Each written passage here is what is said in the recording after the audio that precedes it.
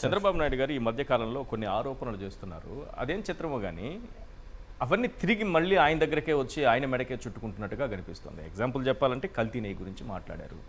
మీ party ఏదో కల్తీ నెయ్యి చేసిందని. ఆఖరికి ఇందాపూర్కి హెరిటేజ్కి ఉన్న లింకులు కల్తీ నెయ్యి మొత్తం మన హెరిటేజ్కి, మన కుటుంబానికి, మన ఫ్యామిలీకి చుట్టుకునే విధంగా తిరిగింది. ఇప్పుడు డ్రగ్స్ గురించి కూడా మీరు అధికారంలో ఉన్నప్పుడు చాలా చేశారు. తర్వాత వీళ్ళు అధికారంలోకి రాగానే ఏదో డ్రగ్స్ పైన సమరం అని దోమలపై దండయాత్రలాగా డ్రగ్స్ పైన కూడా ఏదో సమరం చేశారు.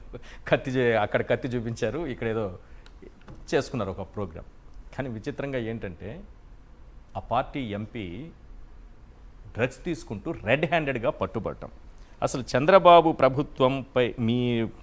మీ ప్రభుత్వంపై చేసిన దుష్ప్రచారం ఏంటి, ఇప్పుడు జరుగుతున్నది ఏంటి? కర్మఫలమే చంద్రబాబు నాయుడు గారి యొక్క తప్పుల్ని, వారి పాపాల పుట్టని పగలగొట్టేసింది. నిజంగా మాట్లాడుకుంటే చంద్రబాబు నాయుడు అనేటటువంటి వ్యక్తి 50 సంవత్సరాల దగ్గరగా రాజకీయానికి దగ్గర అవుతున్నాడు అని మనం వింటుంటాం.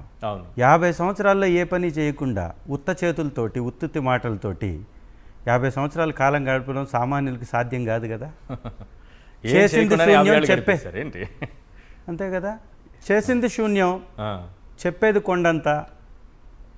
ఈరోజు తెలుగుదేశం పార్టీకి తెలుగు డ్రగ్స్ పార్టీ అని పేరు పెట్టారు. డి అంటే చాలా పేర్లు ఉన్నాయి. డి అంటే దోపిడీ అని, డి అంటే డ్రామాలని, ఎన్నో రకాల పేరులతోటి ఆ తెలుగుదేశం పార్టీని చంద్రబాబు నాయుడు గారు మార్చేశారు. దోపిడీ కోసం వాడుకుంటున్నటువంటి విధానాన్ని చూస్తే ఇవాళ లక్షల కోట్లు, ఎక్కడ తప్పు జరిగినా కానీ చంద్రబాబు నాయుడు గారి కుటుంబానికే లింకులు. ఎక్కడో విమానం కూలిపోయి పక్క రాష్ట్రంలో ఉన్నటువంటి ఉప ముఖ్యమంత్రి చనిపోతే ఆ విమానానికి సంబంధించినటువంటి కంపెనీకి పెట్టుబడులు పెట్టింది ఎవరా అంటే హెరిటేజ్ ఫిన్ అంట. అంటే ఎక్కడి నుంచి వచ్చింది? మా తాత గుర్తొస్తున్నాడు, వారు లోకేష్ గారు చెప్తున్నారు. మరి వారు రాజకీయాల్లో లేనప్పుడు రోసయ్య తాత గారిని ఎప్పుడు కలిశారో, ఎప్పుడు వారితోటి మాట్లాడుకున్నారు? రోసయ్య గారు చిట్ట చివరి వరకు రాజకీయాల్లోనే ఉన్నారు. మరి రాజకీయాల్లో లేకుండా ఎప్పుడు పోయాడో, ఈయన వెళ్ళి లోకేష్ గారు ఎప్పుడు కలిశారో తెలియదు. ఏదో రోసే తాతగారు వస్తున్నాడని చెప్తున్నారు, కానీ ఖర్జూరం నాయుడు గారు వాళ్ళ సొంత తాత గుర్తొచ్చినట్టు లేడు. ఆయన ఎందుకు తీసుకొస్తారు? వీళ్ళే ఎప్పుడు చెప్పుకోలేదు, మీరు ఎందుకు చెప్పుకుంటున్నారు? మరి కుటుంబ సభ్యుల గురించి కూడా చెప్పుకోలేదు ఎప్పుడు. తాతగారి గురించే కాదు, తండ్రికి రామారావు గురించి చెప్తారు, తాతగా ఎన్టీ రామారావు గురించి చెప్పారు, రోసయ్య తాత గురించి చెప్పారు. మీరు అన్నట్టుగా వాళ్ళు ఎప్పుడు సొంత తాత గురించి చెప్పలేదు. వాళ్ళు చెప్పిన సొంత తాత గురించి మీరు ఎందుకు చెప్తున్నారు అని నా ప్రశ్న. అంటే ఫస్ట్ చేసుకోవాల్సింది మీ సొంత తాతను కదా గుర్తు చేసుకోవాల్సింది. మీ పుట్టుకు కారణమైన, మీ యొక్క జీవితాలకు కారణమైనటువంటి, మీ యొక్క ఈ స్థానానికి, స్థాయికి కారణమైనటువంటి మీ కుటుంబ సభ్యుల్ని ముందు పొగడాలా. మన వంశం గురించి చెప్పుకోవాలా. వారి స్థానం ఏంటో, వారికి మీరు ఇచ్చినటువంటి విలువ ఏంటో, వారు చనిపోయినప్పుడు మీరు చూపించినటువంటి బాధ్యత ఏంటో వాటి గురించి చెప్పుకోవాలా. అవన్నీ చెప్పుకోకుండా ఎక్కడ వేదిక దొరికితే అక్కడ ఏ గాలికి ఆ చాపెత్తినట్టుగా ఎక్కడ ఏ వేదిక ఉంటే ఆ వేదిక. ఇవాళ పొట్టి శ్రీరాములు గారి గురించి మాట్లాడడానికి ఆ కుల ప్రస్తావన తీసుకొచ్చేసి వారిని, ఆ కమ్యూనిటీలో ఉన్నటువంటి ఒక నాయకుడిని పొగిడి అక్కడ కూడా రాజకీయం చేయాలనేది వారి యొక్క విఘ్నత. అంటే నిజంగా కూడా వారి ఆలోచన విధానం ఎలా ఉందో ఒకసారి చూడండి. వారికి బాధ్యత లేదు, ఎక్కడా కూడా బాధ్యతగా వ్యవహరించరు. నిజంగా రోసే గారిని పొగడాలంటే ఏ వేదిక మీద పొగడాలండి? ఆ వేదికను మీరు ఎందుకు రాజకీయం కోసం వాడుకుంటున్నారు? ఒక స్వతంత్ర సమరయోధుడు, ఈ రాష్ట్రానికి మంచి చేసి మేలు చేసినటువంటి వ్యక్తి గురించి మాట్లాడేటప్పుడు వారి గొప్పతనం గురించి మాట్లాడాలి. మంచిది, ఇంకా ఆ కమ్యూనిటీలో ఉన్నటువంటి వారిని కూడా మాట్లాడవచ్చు, తప్పేం కాదు. కానీ మీ తాతగారు గుర్తు రావాలిగా ముందు, వేరే తాతగారికి ముందు. రెండవది, ఈ రాష్ట్రానికి ఒక బ్రాండ్ అని ఊదరగొట్టినటువంటి చంద్రబాబు నాయుడు గారు మన ఆంధ్ర రాష్ట్రానికి ఉడ్తా పంజాబ్ అనే ఒక సినిమా వచ్చింది. అవును, ఆ సినిమా పంజాబ్ ఏమో తెలియదు, కానీ ఉడ్తా ఆంధ్ర మాత్రం ఇప్పుడు ప్రజలందరికీ తెలుస్తుంది.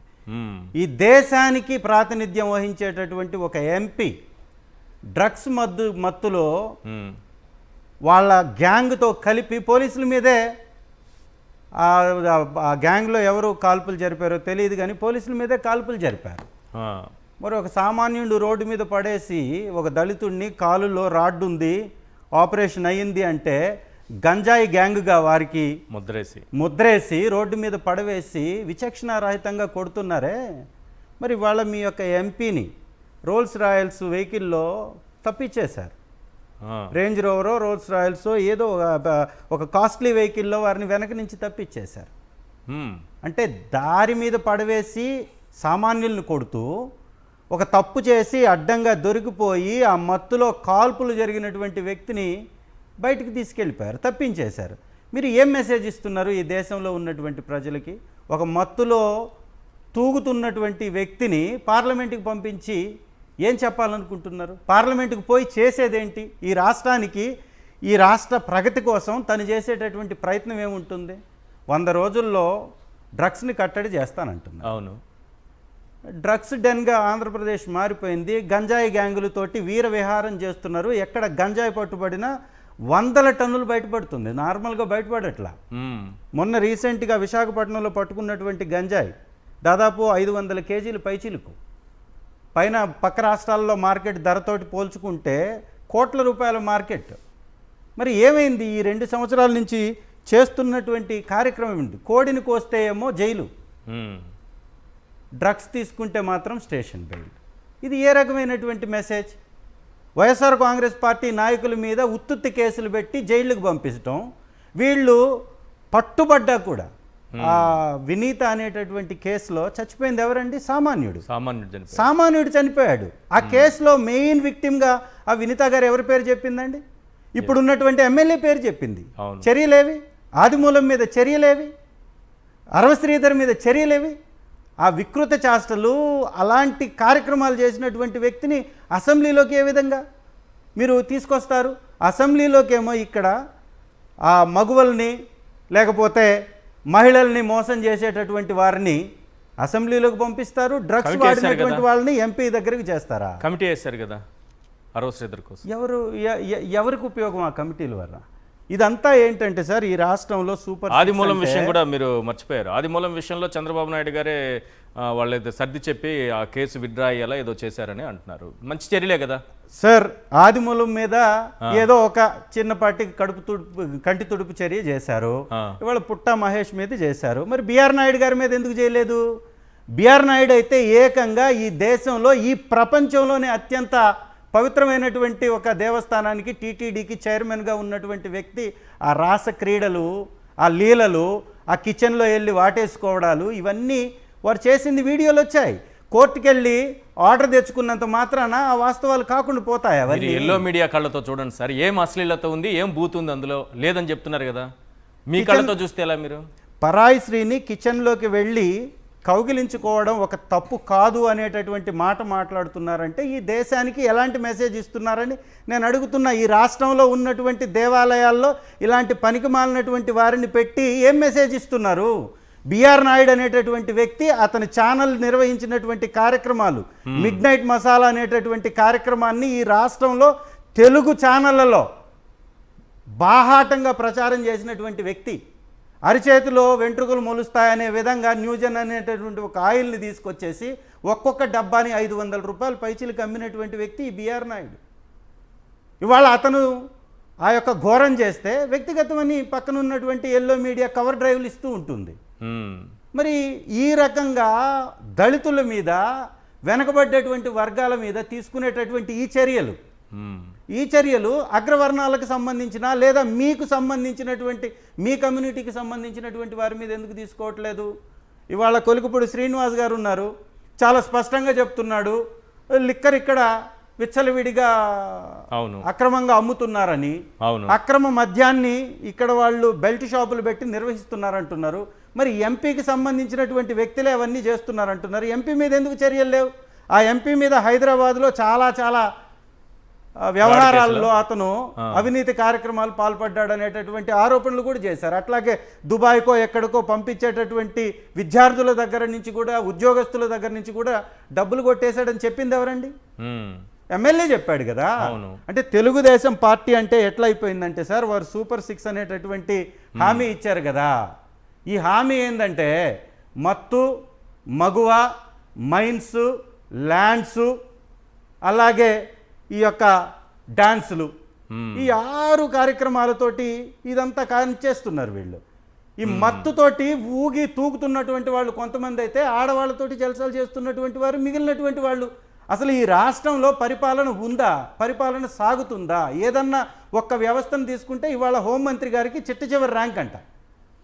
ఇవన్నీ కంట్రోల్ చేసేటటువంటి హోంమంత్రి గారికి చిట్ట చివరి ర్యాంక్ అంట.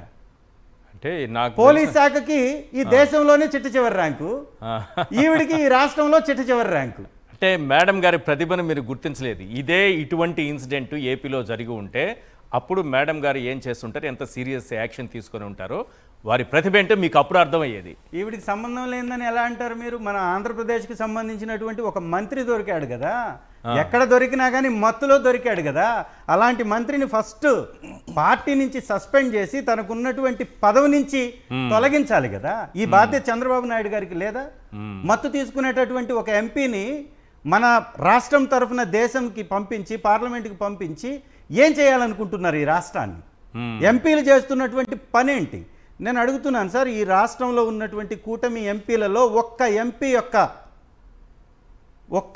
యొక్క పర్ఫార్మెన్స్ని మీరు చూడండి. ఓకే, ఏ ఒక్క ఎంపీ యొక్క పర్ఫార్మెన్స్ చూడండి. చంద్రశేఖర్ గారు ఉంటే లోకల్ రాజకీయాల్లోకి వచ్చేసి లోకల్ నాయకుల మీద దాడి చేపిస్తారు. అంబటి రాంబాబు గారి ఇంటిని కాల్చివేయించేటటువంటి కార్యక్రమానికి పూనుకుంటాడు, ఆ ఇంటిని ధ్వంసం చేసేటటువంటి కార్యక్రమానికి పూనుకుంటాడు, దాడి చేపించమని పురిగొల్పేటటువంటి కార్యక్రమాలకు పూనుకుంటాడు. ఇవాళ ఇతన్ని ఎక్కడి నుంచి తీసుకొచ్చేసి ఎక్కడ ఏలూరులో పెట్టారు సార్? ఏలూరు ప్రజలకి మీరు చేస్తున్నటువంటి సర్వీస్ ఏంటి? ఈ 2 సంవత్సరాల నుంచి పుట్టా మహేష్ అనేటటువంటి వ్యక్తి చేసినటువంటి మంచి ఏంటి? ఇది పూర్తిగా ఒక ఆదినారాయణ రెడ్డి గారి కొడుకు, ఆదినారాయణ రెడ్డి గారి కొడుకు దొరికాడు, మత్తు మందు తీసుకుంటూ దొరికాడు. ఏం యాక్షన్ తీసుకున్నారు మీరు? ఎమ్మెల్యేల కొడుకులు అదే పని, ఎంపీలు అదే పని. చంద్రబాబు నాయుడు గారి కొడుకే ఇవాళ మనం వీడియోలు చూస్తూ ఉంటాం, 2 మహిళల్ని ఇటు ఆ స్విమ్మింగ్ పూల్లో కూర్చొని ఆ డ్రెస్సుల మీద వారిని వాటేసుకొని కౌగిలించుకొని ఒక మత్తు లేదా ఒక మద్యానికో లేకపోతే ఇంకొకటో ఏదో బాటిల్ని గ్లాసుని పట్టుకొని ఫోటోలు దిగి వైరల్ చేసుకున్నారండి వాళ్ళు.